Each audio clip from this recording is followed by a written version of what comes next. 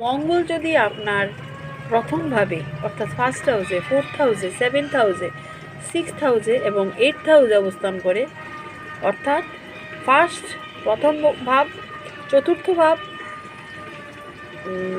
সপ্তম ভাব, অষ্টম ভাব এবং ষষ্ঠ ভাবে অবস্থান করে, জানবেন আপনি কিন্তু মাঙ্গলিক, অর্থাৎ মঙ্গল দোষে দুষ্ট।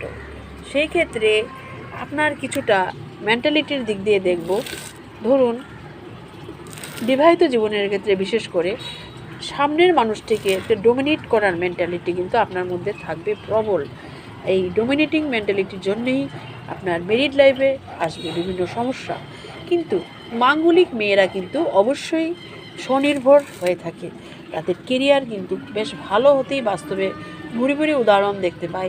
মাঙ্গলিক মেয়েদের কেরিয়ার কিন্তু বেশ ভালো হয়, কিন্তু তাদের কিন্তু পারিবারিক জীবন ততটা ভালো হয় না যতটা তাদের কর্মজীবন হয়। সেক্ষেত্রে আমরা যদি আমাদের দোষ, আমি জানি আমার একটা ডোমিনেটিং মেন্টালিটি আছে, সেই ক্ষেত্রে যদি আমি কিছুটা নিজেকে সংশোধন করি বা নিজেকে আত্মসংশোধন করি, সেলফ ক্রিটিসাইজ করতে পারি, সেক্ষেত্রে কিন্তু আমরা কিন্তু নিজের প্রতিকার নিজেরাই করে নিতে পারি। আলাদা করে মাঙ্গলিক দোষ কাটানোর জন্য কিন্তু দূরে যাওয়ার প্রয়োজন হয় না।